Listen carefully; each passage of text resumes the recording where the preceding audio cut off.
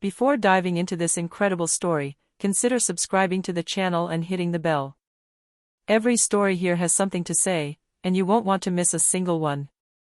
In the vast, gleaming offices of Harrington Industries, the CEO, Charles Harrington, a man known for his arrogance and contempt for those below him, was watching a complex problem on his screen. A $100 million project was stalled, threatening to send the company's stock plummeting. No one in senior management had been able to find a viable solution. Meetings followed, experts racked their brains, but nothing worked.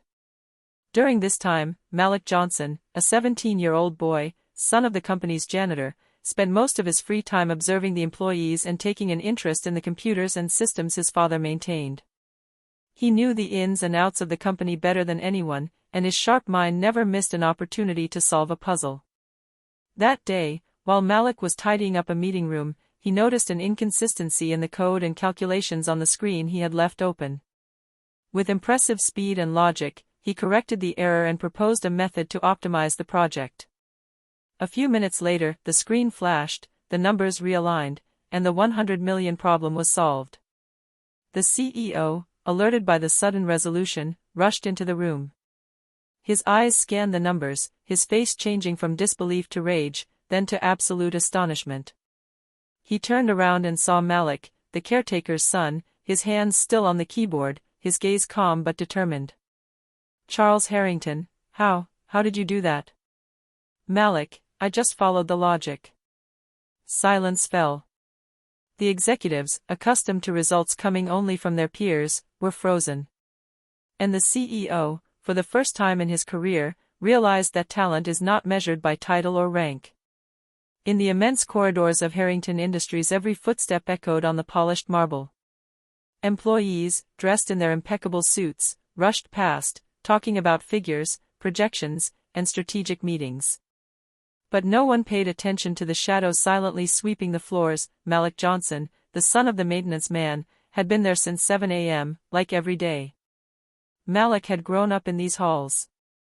He knew every corner, every computer server hidden behind service doors, every flaw in the security systems.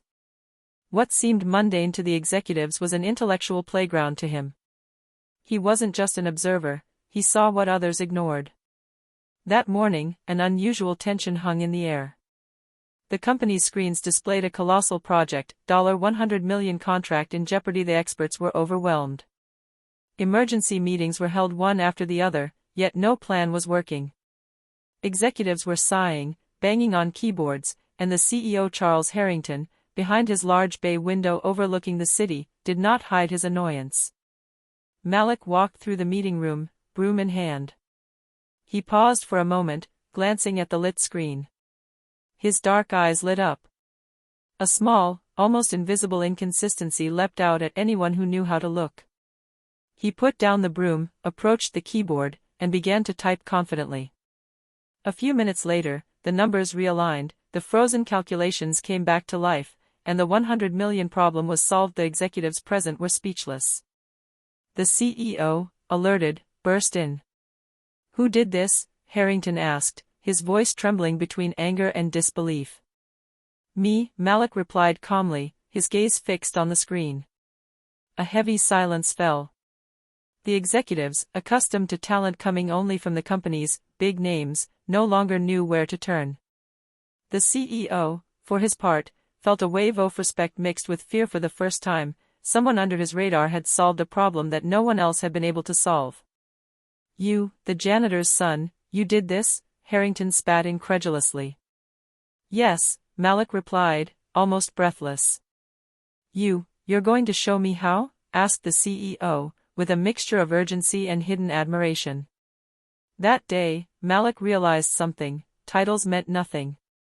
Intelligence, curiosity, and courage could change the course of an entire company.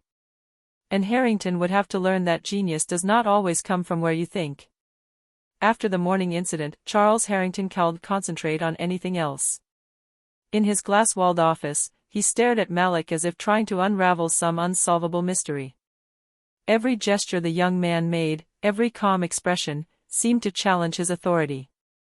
"Enough," Harrington finally said, his voice trembling with a mixture of irritation and admiration. "Come here." Now. Malik put down his broom and walked slowly toward the CEO's office, aware that all eyes were on him. The executives in the room fell silent, fascinated by the unexpected sight, the janitor's son facing the most powerful man in the company. "I want to understand how you did it," Harrington said, leaning against his desk. His eyes scanned Malik as if searching for a trap. "It's not complicated," Malik replied calmly. He pointed to the screen behind him. "It was just a matter of tracking the data correctly and checking every variable. Many here have forgotten the basics." Harrington felt a pang of humiliation. All those experts he'd paid millions to solve the problem had failed, and a teenager had just succeeded where they had failed. Yet he couldn't deny the truth: Malik had a rare talent. "And have you been doing this for a long time?" Harrington asked, his curiosity now overcoming his pride. "Ever since I can remember. I watch, I learn, I understand, and sometimes, I correct. Like today." The executives murmured among themselves. Some regarded Malik with suspicion, others with admiration. Harrington, however, was torn between the desire to maintain control and fascination with this brilliant young mind. "Listen to me carefully," the CEO said, sitting down, staring into Malik's eyes. "That I could sign you a contract, officially hire you, and change your life. But you have to understand something. Here, everyone will judge you before they even know you." Malik nodded, his gaze determined. "I don't care what they think. I just want to do what I know how to do." Harrington sighed, the first crack in his arrogant CEO armor. He had just met someone who wasn't intimidated, and he knew that this boy was going to shake Harrington Industries to its core. That day, a decision was made: Malik Johnson would remain, no longer in the shadows of the corridors, but in the light of the offices, and no one, not even the CEO, knew how far he would go. The days following the resolution of the 100 million problem were far from calm for Malik Johnson. Although he gained recognition from the CEO Charles Harrington, he quickly encountered silent but powerful resistance, that of the company's managers and engineers. In the large meeting room, faces tensed at the mere sight of Malik. Whispers were everywhere. "He's just the caretaker's son, he has no training. Harrington favors him, it's going to create problems."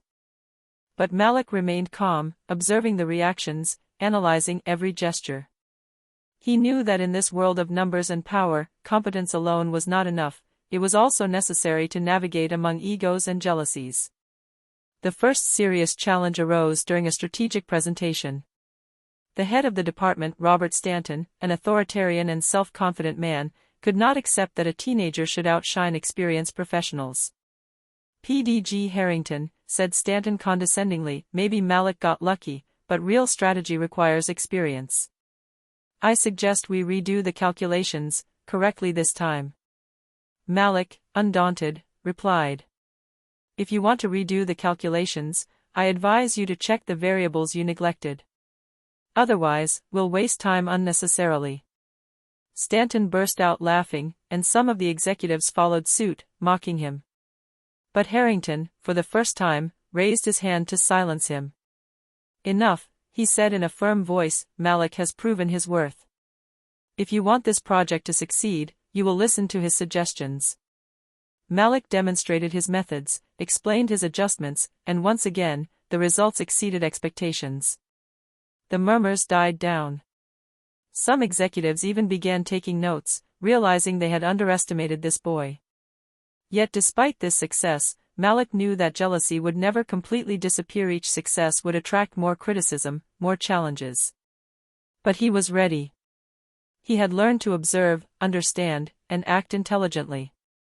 That day, Malik understood a fundamental truth: in the world of powerful companies, talent can open doors, but courage and patience are what get you through them.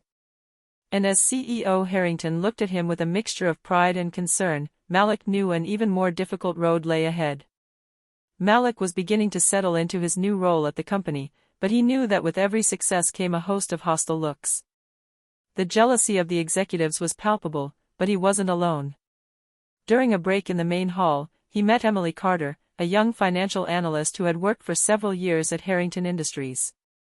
Unlike the others, she didn't laugh or underestimate him. She had observed Malik from day one and knew that his intelligence wasn't a matter of luck. "You are impressive, Malik," Emily said quietly, to avoid attracting attention. "Thanks, but I feel like I'm going to need some allies here," Malik replied, a slight smile on his face. Emily nodded. "So let's start working together. I know the flaws in projects and offices. I can help you navigate this shark world." The duo began collaborating quietly. Malik brought his technical expertise and fresh perspective, while Emily showed him the political intricacies and pitfalls jealous executives could set. Their first joint assignment was to correct a series of financial projections on another risky project. During this time, Robert Stanton and a few conservative executives watched Malik's every move with suspicion. Stanton, his ego hurt, was determined to prove that Malik was just a lucky teenager. He began preparing obstacles to test his limits. But Malik had learned to anticipate. Every problem Stanton tried to pose to him, he solved calmly, sometimes bending the rules, but always with relentless efficiency. Gradually, some of the executives began to change their minds. Although many remained skeptical, respect was beginning to creep into the corridors of the company. That evening, while Malik was packing up his things, Harrington called him into his office. "I must admit, you're more than lucky, Malik. You're a genius. But know this, the world you're entering is full of traps." "I'm ready," Malik replied calmly. This chapter marked a turning point. Malik was no longer content to solve problems, he was beginning to build strategic alliances, to understand the power and influence games that governed the company. And he knew that soon he would have to face not only technical challenges, but far more cunning and dangerous enemies. Malik's success was beginning to make waves. In the corridors of Harrington Industries, some executives were whispering louder and louder. Robert Stanton, humiliated by the boy's brilliance, decided he could no longer remain passive. "If this kid thinks he can outdo us, he'll quickly learn that this isn't his world," Stanton growled to his nearby colleagues. Their plan was simple but cruel, to cause Malik to fail by sabotaging a project he was working on, then discredit him in front of the CEO. They manipulated data, created fake errors, and made sure everything pointed to Malik as responsible for a potential financial disaster. Malik, accustomed to observing details that no one else saw, quickly noticed certain inconsistencies. He spent long hours analyzing the figures, tracking down every manipulation. His patience and perspicacity allowed him to cover sabotage before it causes real damage. On the day of the presentation to the CEO, Stanton waited with a satisfied smile, ready for Malik to collapse. But Malik, prepared, presented the project with impressive clarity, explaining how he had detected and corrected errors that no one else could have spotted. Harrington, impressed, frowned but remained calm. "Malik, you not only solved the problem, but you also identified internal manipulations. Well done." Stanton paled. For the first time, he realized that underestimating Malik would be his biggest mistake. This little incident had two effects. Some executives began to see Malik as a force that it was better to respect, and not a simple lucky child. Malik understood that in this world, talent was not enough, it was also necessary to anticipate malevolence and defend oneself against those who wanted to destroy it. That day, as he walked home late, Malik reflected on the complexity of human relationships within the company. He knew he had just reached an important milestone, but that the most dangerous challenges were yet to come. Stanton wasn't going to give up so easily, and other enemies, lurking in the shadows, were watching his every move. After foiling Stanton's sabotage, Malik Johnson felt that his place in the company was no longer just that of a discreet genius, he was beginning to have a real influence. Formerly skeptical employees came to him for technical advice, and even some managers were reluctant to contradict his suggestions. Charles Harrington, for his part, viewed this transformation with a mixture of pride and concern. The young boy he had initially taken for a one-time miracle was becoming central to the company's success. But Harrington also knew that influence came with its dangers. The more Malik shone, the more jealousies and plots multiplied. "You have a rare talent, Malik," Harrington told him during a private meeting, "but here, people don't just respect talent. They respect power and those who know how to use it."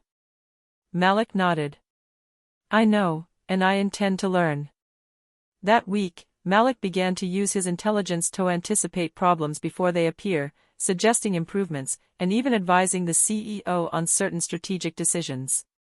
Emily Carter, his staunch ally, helped him navigate internal politics, while he gradually gained the respect of several executives who had initially doubted him. But Stanton, far from defeated, was plotting revenge. He knew he had to strike harder to weaken Malik and regain his influence over Harrington. He began sowing rumors, manipulating information, and even attempting to discredit Emily to isolate Malik. One evening, while Malik was working late, he felt for the first time the real scope of its impact. Every decision he made, every correction he made, could change not only the company, but also the lives of hundreds of people. And with this realization came the immense responsibility of not making a mistake. Harrington watched Malik from his office that evening, thoughtful. This boy will either save the company or unleash storms I can't control. For Malik, however, there was no room for fear. He knew he had to keep moving forward, keep learning, and most importantly, keep preparing for the even more dangerous traps who were waiting for him. Stanton was just the beginning. With each passing day, Malik became aware that Harrington Industries was not just a workplace, but a political battlefield. Intrigues, manipulations, and power struggles played out in the shadows, and Stanton was just another pawn. One morning, Malik received a file that had been accidentally left on his desk. At first glance, it appeared to be simple financial reports, but his watchful eye noticed something unusual: unexplained fund transfers and suspicious communications between several executives. With Emily, he undertook to trace every movement. They quickly uncovered a web of corruption and sabotage, involving influential executives seeking to hijack projects for their own personal gain. The danger was real. If Harrington discovered this through any other channel, the company's reputation could be ruined. Malik knew he had to proceed with caution. He couldn't just announce these plots openly without solid evidence. So he began to collect evidence discreetly, using his computer skills and his careful observation of executive behavior. CEO Charles Harrington sensed something was up. He summoned Malik into his office. "I know you know something, Malik. I just want to protect the company, Mr. Harrington." Malik replied calmly. "All right, but be careful. Some of these people have more power than you think." Malik realized that the playing field had changed. It was no longer just a matter of solving technical problems, it was a silent war for the soul of the company. Emily, aware of the danger, warned him. "Malik, Stanton, and his allies won't give up. They'll do everything they can to bring you down. So we have to be faster and smarter than them," Malik replied determinedly. This chapter marked a turning point. Malik was no longer simply the quiet genius of the janitor's son. He had become a central player in the struggle for power and corporate survival, and every move could change the course of events. Stanton, opposite, was preparing his next offensive, and Malik knew the real challenge had just begun. In the days that followed, Malik felt the pressure mounting. The plots he had uncovered were gaining momentum, and Stanton and his allies were eager to wait. Every meeting, every exchange, seemed orchestrated to put him in difficulty. One morning, Harrington summoned Malik and Emily into his office. "Malik, Stanton is up to something. I can feel it, and he could frame you publicly. I'm ready for anything, Mr. Harrington. But I need all the information on his allies." Malik spent the next few days in cross-reference the data, to analyze every single email, transaction, and questionable decision. He knew that the slightest mistake could cost him his reputation and his position in the company. The trap materialized during a crucial strategy meeting. Stanton had prepared a falsified dossier, intended to accuse Malik of financial mismanagement. As the CEO and executives reviewed the documents, Stanton smiled confidently. "This is the mistake Malik made," he announced. But Malik, prepared, spoke calmly. "Actually, this data has been manipulated. Let me show you the real situation." With speed and precision, Malik projected the irrefutable evidence onto the screen: the fraudulent modifications, the secret communications, the illegitimate transfers. The executives, incredulous, saw the conspiracy backfire. Stanton blanched, unable to lie in the face of the facts. Harrington, both impressed and furious, stared at Stanton. You almost destroyed your team and tried to harm the company. You are suspended immediately. The room was frozen. Malik had not only just foiled the trap, but he had also revealed the extent of the corruption. Emily looked at him in awe, knowing that their teamwork had just saved the company from a major disaster.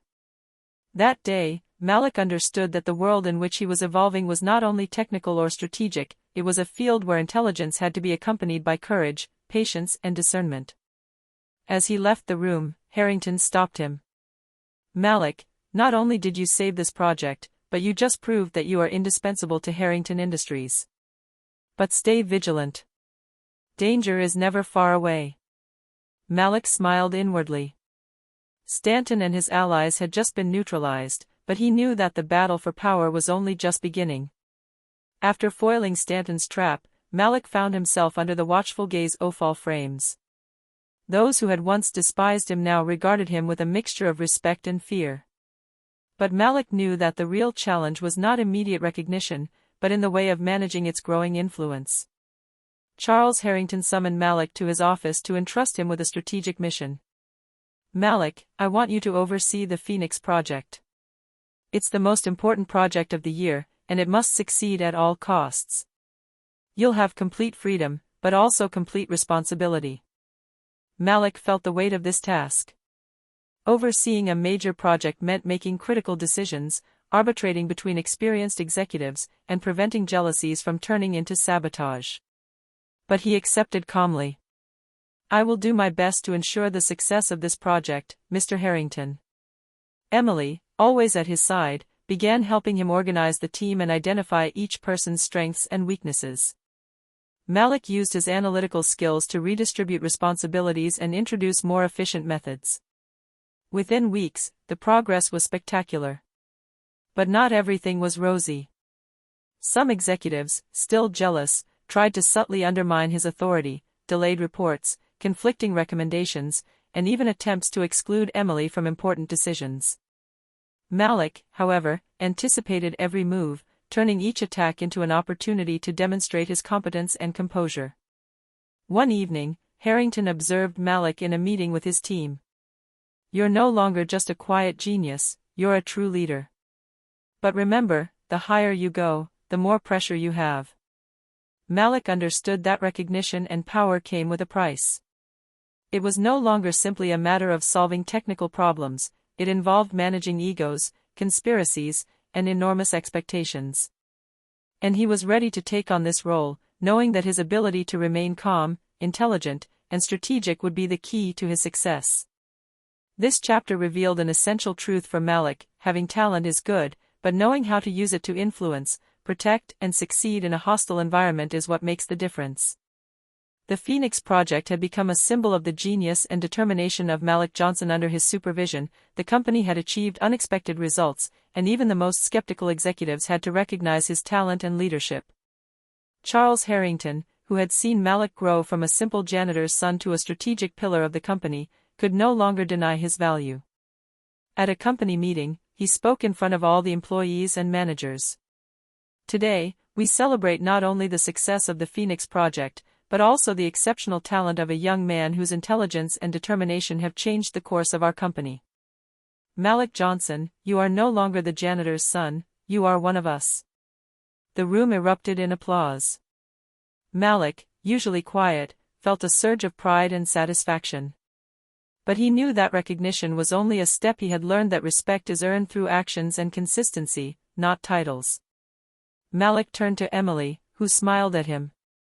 You have proven that intelligence and courage can move mountains, but remember, the real challenge is to continue to use your power for good. I will never forget, he replied. In the weeks that followed, Malik took on an official role within the company, not only as a technical consultant, but also as a strategist for new innovative projects. Stanton and his allies, humiliated but still present, understood that Malik was no longer an obstacle that could be easily eliminated. Harrington, for his part, began to entrust him with increasingly important decisions, aware that the young man possessed a rare and precious vision. Malik, while maintaining his humility, knew that he now had an immense responsibility: use one's intelligence to inspire, protect, and guide those who relied on him.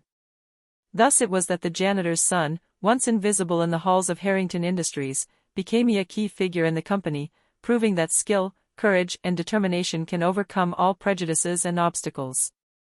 And as he looked out over the city from the CEO's office, Malik finally understood: real power lies not in titles or fortunes, but in the ability to turn challenges into opportunities and to remain true to oneself.